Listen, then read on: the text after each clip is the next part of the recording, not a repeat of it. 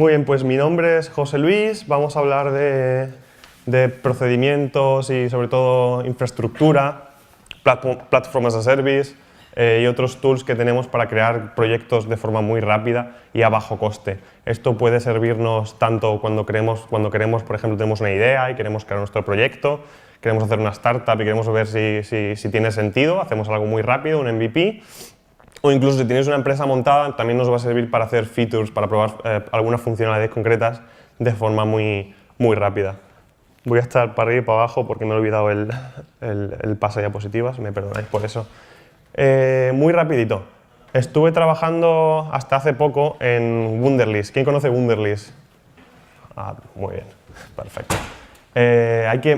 Una cosa que he aprendido de gente que sabe mucho es mencionar a la gente que ha trabajado contigo, porque o en muchos casos, como es este caso, gran parte del éxito es más de los otros que propio tuyo. Muchos de vosotros conocéis a Antonio Consuegra y César Valiente, de aquí de Madrid. Antonio es de Almería en realidad, pero estuvo en Madrid trabajando en Twenty, de hecho, y César siempre ha estado presente en la escena. Otro chico alemán que no vais a conocer se llama Hannes Orkis, pero bueno, merece la pena mencionarlo. Y si conocéis a James Duncan Davidson, este hombre estuvo en Sun en los comienzos de Java. Fue el creador de Tomcat y de Ant y estuvo echándonos una mano, tuvimos la suerte de trabajar con él. ¿Por qué menciono Wunderlist aunque no trabajo aquí? Porque tenemos una infraestructura de locos. Uno de los problemas que tuvimos en Wunderlist 2 tuvo que ver con eso, con la escalabilidad. Después de lanzar tuvimos muy buen press, tuvimos muy buena aceptación, nos leyó mucha gente y estuvimos down unos 20 días, para que os hagáis una idea. Y teníamos a gente de muy alto nivel en el mundo Ruby. En este momento teníamos a gente, el backend estaba hecho en Ruby. De ahí pasamos a una infraestructura mucho más distribuida, que es la que tenemos ahora, también en Ruby, aunque hay partes como la ventaja de tener pequeñas funcionalidades en servicios distribuidos es que puedes cambiar módulos muy rápidamente. Entonces tenemos partes en Ruby, otras en Scala, que nos hemos dado cuenta que va muchísimo más rápido, algunas veces 10 veces más rápidos que código de Ruby, y otras partes en Go, Haskell están experimentando. Momenta es el proyecto en el que trabajo ahora, en el que empecé hace poco y en parte en el que está basado esta charla. Empezó como una idea, teníamos que hacer algo rápido, un MVP para ver si funcionaba, y lo hicimos todo siguiendo lo que vamos a ver ahora. Voy a hablar de esto porque nadie lo conoce. ¿Alguien sabe qué es un Google Developer Expert? Y si tú no lo sabes, tenemos un problema. Bien, Google Developer Expert es un grupo de expertos de Google en el que las personas que lo componen, es a nivel global, las personas que lo componen tienen que ser al menos expertos en alguna tecnología de Google, al menos en una. Y este grupo, bueno, pues no es parte de Google, pero recibe apoyo por parte de Google en cuanto a escritura, en cuanto a escritura de blogs, videoconferencias, vídeos, para apoyar a la comunidad. Si os interesa o si creéis que os gustaría formar parte, si creéis que tenéis mucho conocimiento en algunas de las tecnologías de Google, os puedo echar una mano. Y empezamos. No estoy de coña, es una semana lo que vais a tardar. Obviamente no vais a construir un CRM, no vais a hacer un nuevo SAP, pero para cosas pequeñitas o para pequeñas funcionalidades sí que os sirve. Una semana tiene 7 días, cuando otros crean el mundo, yo no me lo creo, nosotros vamos a crear una aplicación. El primer día voy a ser básicamente yo aquí convenciéndoos de que se puede hacer. Sí que se puede hacer. Hoy tenéis el día perdido en CodeMotion, entre comillas, así que no lo contamos. En el día 2 vais a hacer el plan, vais a definir qué queréis hacer, cómo es vuestro proyecto, cuál es el valor que aportáis a los clientes o a vuestra propia empresa. Después, en el tercer día, definís cómo va a ser, cómo vais a representar, cómo vais a dar ese valor, cómo se le vais a dar forma con la infraestructura, con las aplicaciones que vais a usar, con los servicios. Creáis las cuentas, lo dejáis todo listo y a partir del cuarto, quinto y sexto día os ponéis a programar como locos. Esto sigue un poco, para los que conocéis el movimiento Lean o los procedimientos Lean Startup, es muy parecido a esto y lo siguen empresas que todos conocemos. Y luego a partir de ahí, ¿qué? A partir de ahí lo que vamos a hacer va a ser siempre iterar y con feedback. Vamos a tener feedback interno y externo y vamos a justificar todos los cambios de nuestros proyectos en base a ese feedback. Como conoceréis, me diréis, sí, dijo el señor Ford si le preguntara a mis clientes, a mi audiencia, qué querían en el 1900, ¿me dirían caballos más rápidos? Sí, es correcto. El cliente no tiene que definir, o el grupo de feedback no va a tener que definir las partes importantes de vuestro proyecto, los building blocks. Lo que va a definir va a ser si, una vez tú tienes eso, si vuestras asunciones tienen sentido. Es decir, cuando Henry construyó el coche, si una vez se lo dio a la gente, eso se podía conducir, eso era manejable, eso tenía sentido. Eso es lo que vamos a hacer aquí. Una vez más, feedback externo e interno, siempre distribuyendo nuestro proyecto y viviendo en beta, sin ningún miedo a lo que vayan a decir el otro blog o este amigo y el otro. De que el código es una mierda o de que el proyecto no vale para nada, hay que sacarlo ahí fuera para que nos den feedback. ¿Y esto por qué? ¿Por qué es bueno? Porque nos ayuda primero a saber si nosotros lo que tenemos en mente, lo que estamos planteando, tiene sentido y viabilidad tecnológica. Puede ser que nosotros estemos pensando en un proyecto maravilloso de reconocimiento de imágenes, como lo que hace Google para convertir la foto de la Torre Eiffel en la palabra Torre Eiffel, pero resulta que con nuestros medios no es viable. Esto lo vamos a saber si nos ponemos manos a la obra lo antes posible. Nosotros, cuando creemos nuestro círculo de feedback, nos va a permitir, por medio de preguntas a ciertas personas concretas de nuestro público objetivo, nos va a permitir saber si eso tiene alguna utilidad. Nosotros, sí, somos los cerebros que seamos, si es uno, si sois 2, 3, 20 o 30, al final vuestras asunciones son las que tenéis en la cabeza, que no tienen por qué ser o tener algún parecido con lo que necesitan vuestros clientes, vuestra audiencia, vuestros usuarios. Entonces esto os va a valer para testear esas asunciones, para ver si realmente tiene cabida.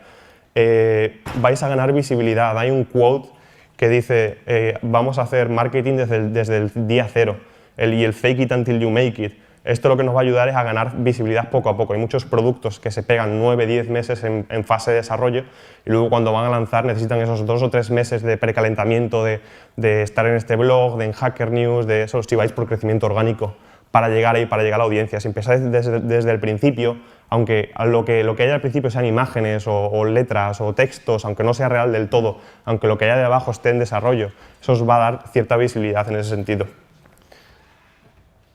Y sobre todo, lo que más me gusta a mí, lo más importante, esto que han hecho empresas como Facebook o Google, es que vais a conseguir un mercado de entrada, esto que es tan importante cuando vais a lanzar algo nuevo, donde no hay todavía mercado, no hay necesidad, no hay market fit.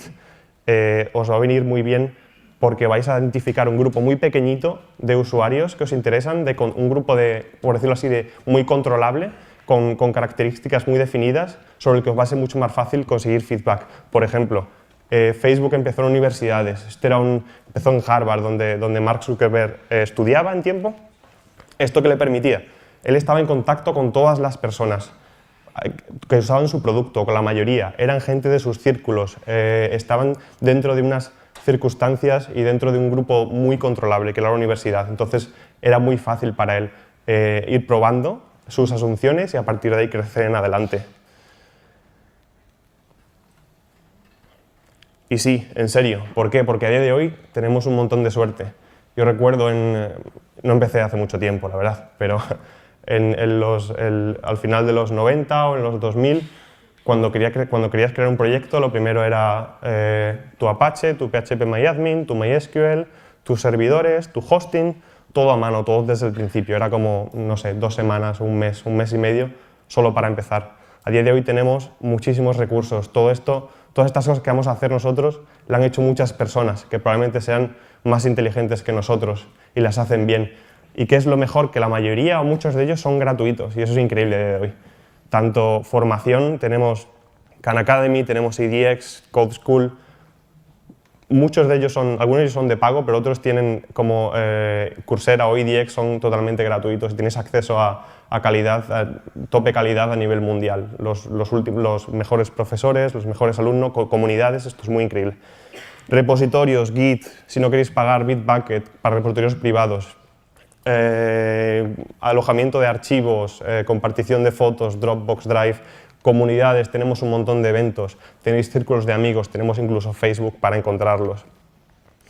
Y muy importante cuando hacéis un approach muy similar a este, es estar muy abierto a lo que nos viene, porque es muy típico que nosotros nos enamoremos de nuestra idea y de pronto nos llegue el colega y diga, oye, pues esto me parece una mierda, por esto y por esto, y digamos, no, tú no tienes ni idea. Hay que estar muy abierto, hay que decir, vale, podemos fallar, podemos errar. De hecho, la mayoría de las startups, de los proyectos, de las ideas, se van al garete porque no tienen aplicación o no tienen sentido o hicieron alguno de los pasos iniciales no tenía sentido. Por esto hay que estar muy abierto.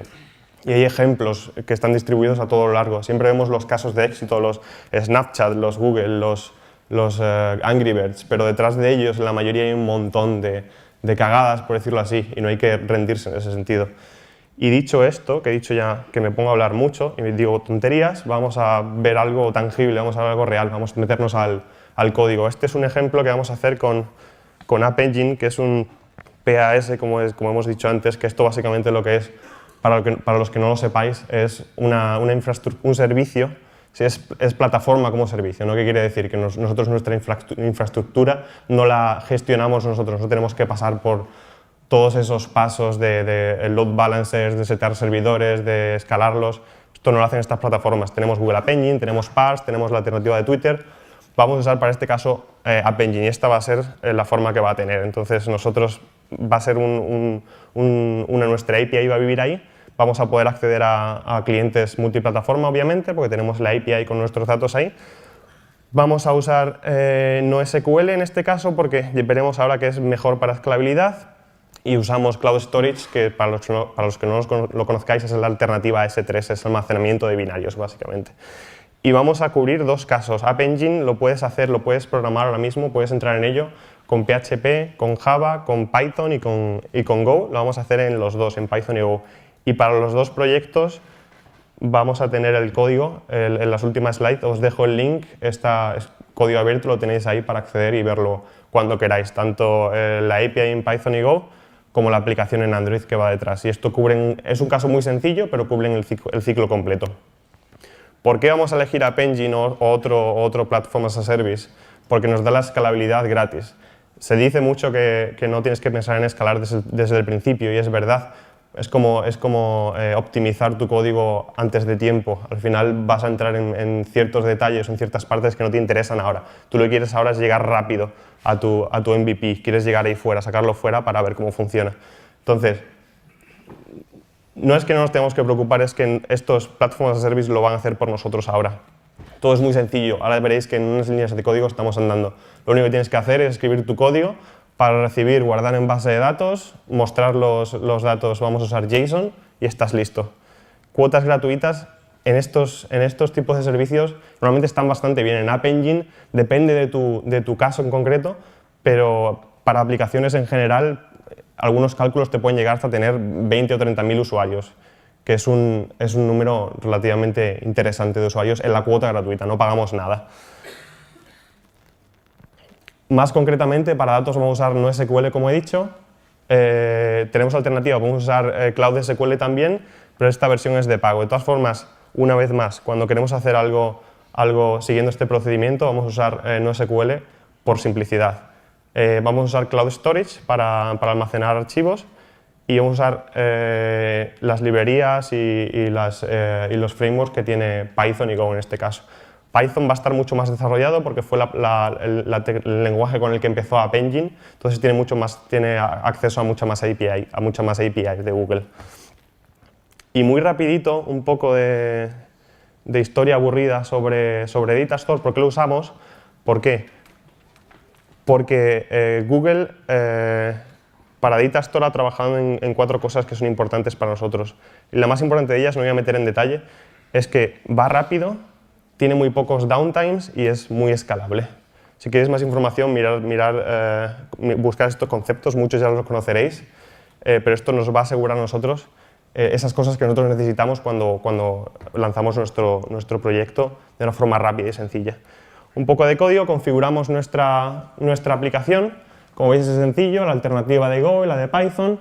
Lo único importante aquí es el ID de la aplicación y le vamos a decir cuál es nuestra aplicación principal en cada uno de los dos casos, en Go y en Python. Estos son estándares y como veis es muy sencillo.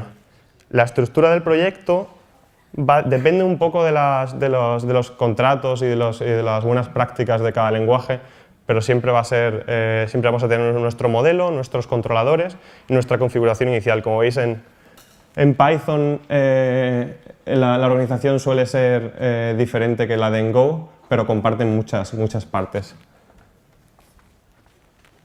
Y la aplicación principal, y esta es en Python concretamente, nosotros solo vamos a tener un endpoint. Lo que queremos construir aquí va a ser una aplicación muy sencilla que va a permitir ver usuarios y crear usuarios, nada más, es lo básico al final.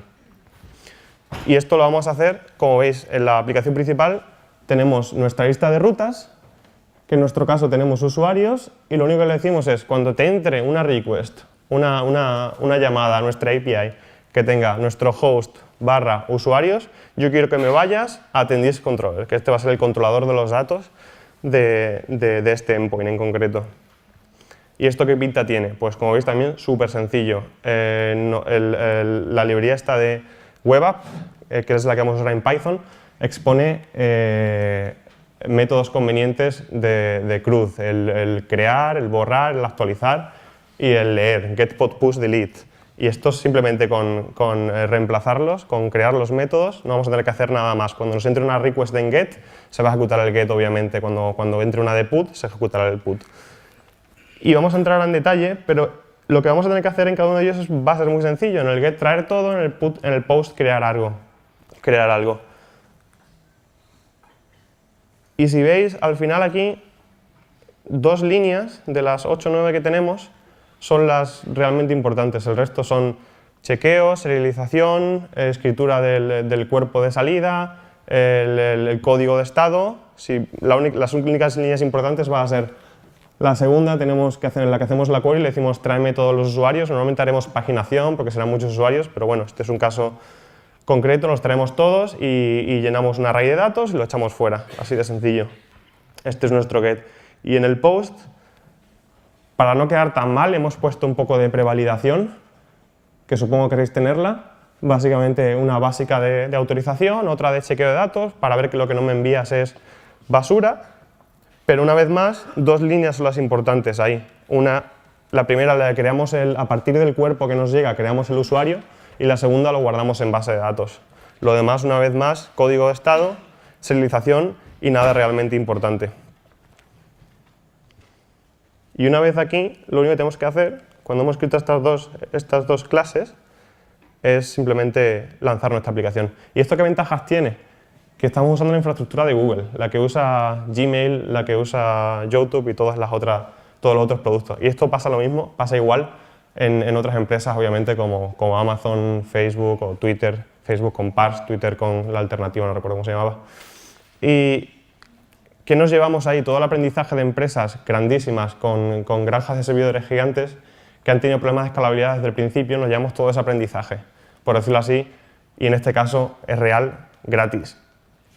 Vamos a lanzar nuestra aplicación con una línea de comandos muy sencilla o con la interfaz de usuario que tenemos en el propio SDK de Google para Python y para Go. Nos llevamos cosas como los CDN automático, nos llevamos cosas como el load balancing, nos llevamos cosas como edge caching, que básicamente lo que nos permite es tener un acceso muy rápido a datos cuando varios clientes se conectan desde distintas zonas.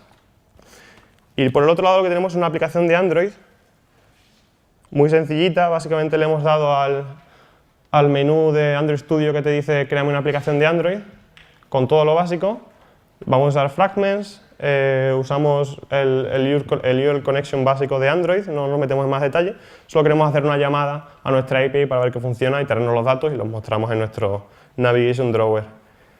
En threading, yo aquí soy un poco talibán, siempre me gusta usar executors directamente con threads porque perdí la confianza hace mucho tiempo con Asyntask en Android.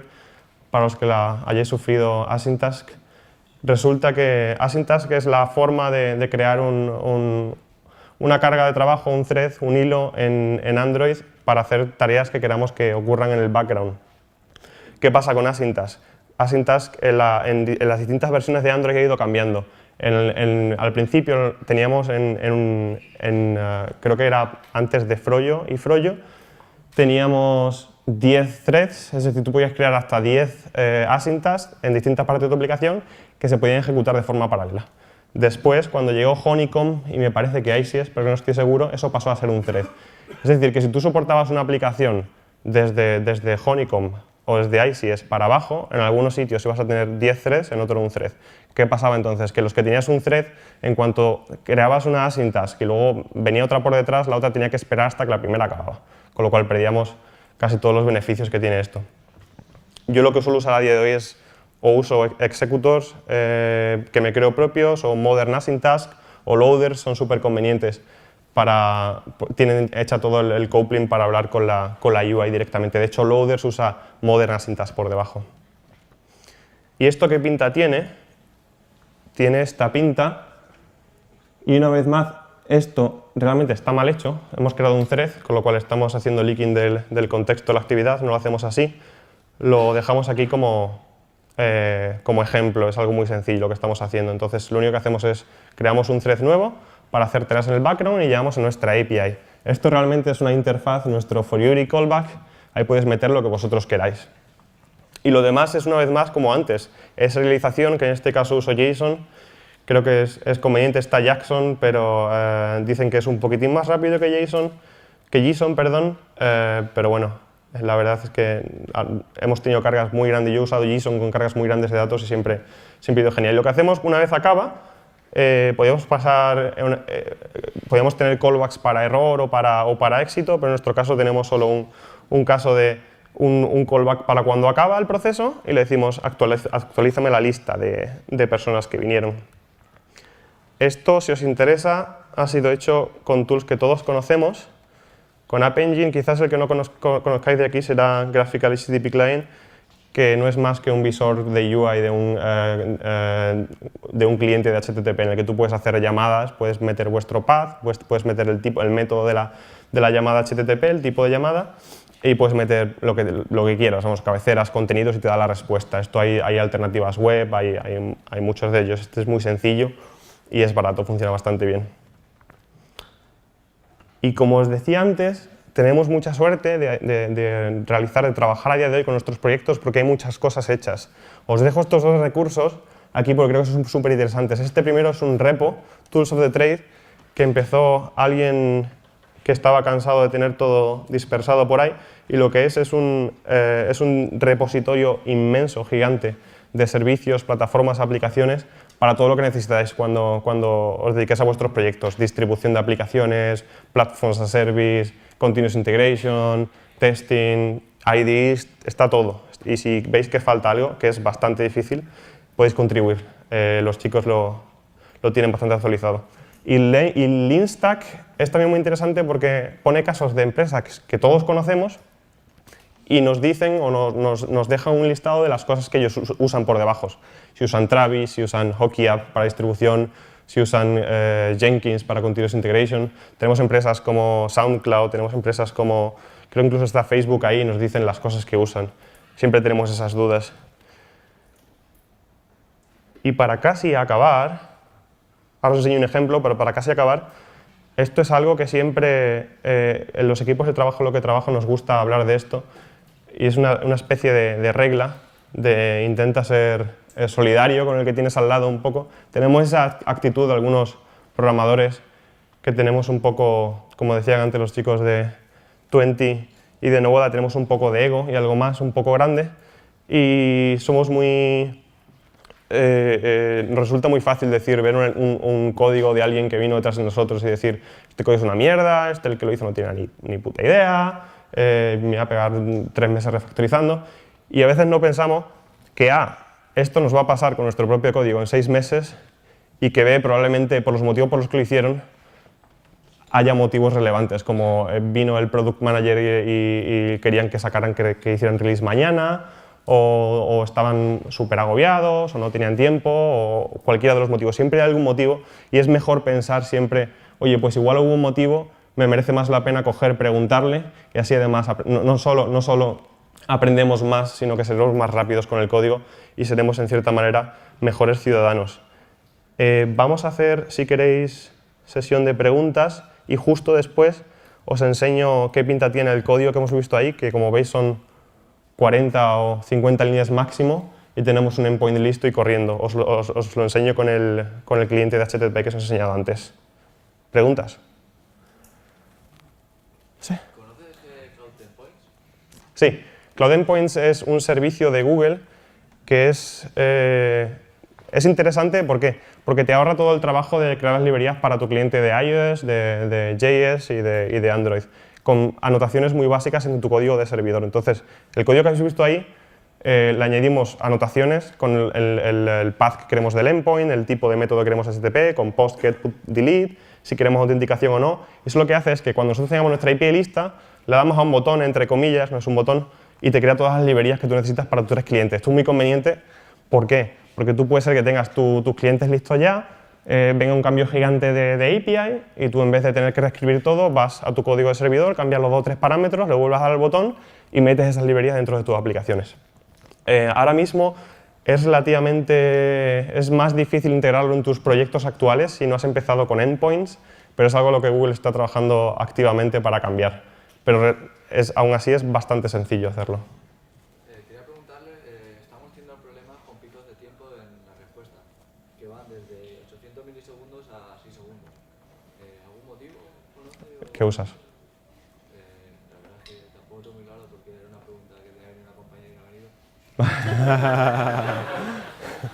Pues depende total y absolutamente de lo que estés usando. Por ejemplo, en App Engine, al final, los casos típicos son operaciones de mucha carga en Star SQL. Estas SQL están preparadas para responder muy rápido. Entonces, si tienes que hacer alguna tarea que va a llevar mucho tiempo, como llamar a otra URL fuera de tu servidor, se suelen usar tareas en el background, como colas de tareas que tú llamas desde tus requests, las llamas y las crees y se hacen luego en otro thread por debajo.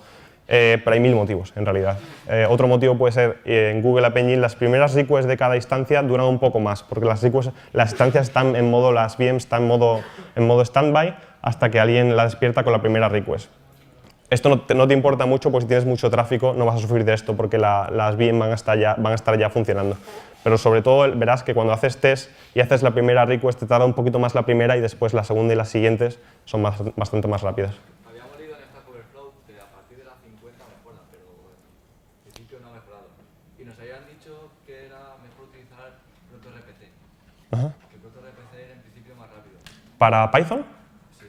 Sí, ProtoRPC, de hecho, la librería de endpoints de Google va sobre ProtoRPC. Tienes alternativas de Flash, tienes Web App 2, tienes ProtoRPC. Depende mucho del caso. Para cosas muy sencillas no va a notar la diferencia. Si haces cosas más complejas, necesitas más messaging, necesitas endpoints, igual sí tiene sentido. La verdad es que yo con ProtoRPC no he jugado mucho, pero sí. En principio lo que hacemos es un acceso a una base de datos MDB. Y los tiempos de respuesta se tiran al máximo tiempo esperando. O sea, el 80% del tiempo se tira esperando. Vale, y tenéis solo una llamada simple y devuelto. Esto ya verás que esto lo vamos a lanzar, va a llamar, si tenemos internet lo vamos a hacer con internet, pero no va a tardar más de 100 milisegundos. Entonces tiene que haber algo raro. Si quieres que le echemos un ojo luego, le podemos echar un ojo al código. Pero en principio no hay motivo. NDB de hecho también va bastante rápido y tiene el cache en automático, con lo cual debería ser bastante rápido. Y otra pregunta. En el billing hemos visto que los servidores están situados en América. De momento tenemos el billing gratuito. ¿Alguna manera de cambiarlo a Europa? En App Engine de momento no. En Compute, que es donde tú gestionas las máquinas, sí puedes elegir la zona. Y en Container, que está en camino, no sé si has visto esta mañana la de Brian Dorsey, de Kubernetes y Docker, bueno. Puedes elegir también zona. En App Engine de momento está en Estados Unidos y no sé si hay plan de que cambie. Pero de momento solo tienes esa opción. O sea. Y una última pregunta. Los tiempos, o sea, no es gratuito Cloud Endpoint 100%, ¿no? Sí, hasta donde sé Cloud Endpoints no tiene billing, lo único que tiene billing es los recursos que eso te haga usar es de tu propia cuota en la API. Y esto ya estamos hablando de escritura, lectura, de almacenamiento en disco, de las generales. Supuestamente App Engine tiene una cuota mínima gratuita. Eso es. Y nos están pasando facturas por ejecución. Lo que puedes hacer es, seguro que hay espacio para la optimización, pero mientras tanto, si tenéis tráfico que os genera costes, hay planes para startups, para gente que empieza, hay cupones que Google está dando entre 300 y 500 dólares, quizás os eche una mano. Pero yo echaría un ojo, sobre todo si no tienes muchos usuarios, a optimización. Si tenéis menos de 10.000 o algo así, pues no deberíais llegar a ese punto. Pero os puedo dar si luego... Tenemos un billing gratuito, pero nos caduca Vale, echamos un ojo si quieres luego. Vale, sí. Bueno, ¿Sí? Una persona para muchas preguntas, muchas personas. Os enseño rapidito.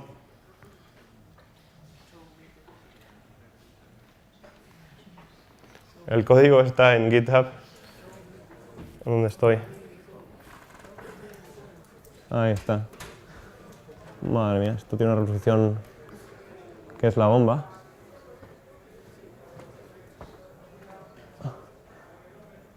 Aquí tenemos un get con el mismo código. Esto está tirando local, porque me parece que la wifi no me va a ir bien. Aquí tenemos un get con todos los datos. Podemos crear en el mismo endpoint, como veis que se llamaba users. Esto me va a costar la vida.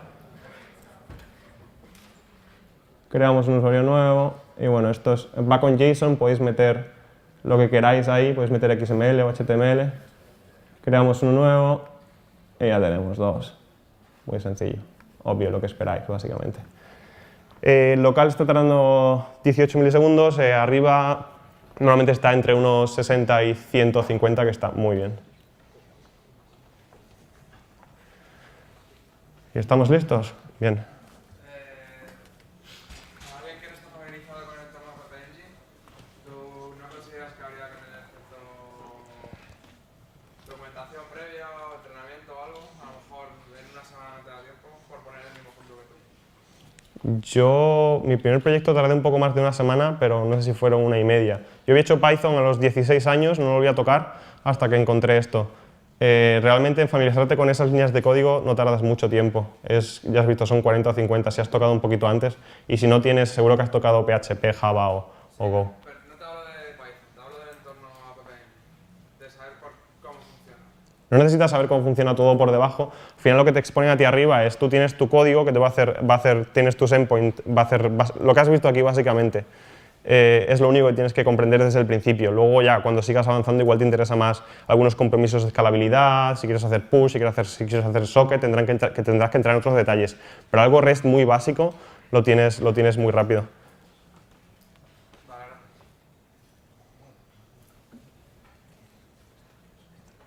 Pues gracias y ahí os dejé mi email. ¿Por qué os dejé mi email? Porque acepto emails, cualquier tipo de duda que tengáis. Prometo contestar a todos porque esto es tan sencillo que no os hace falta mi ayuda, básicamente. Y tenéis los links de los repositorios de Python, Go y la aplicación de Android. Gracias.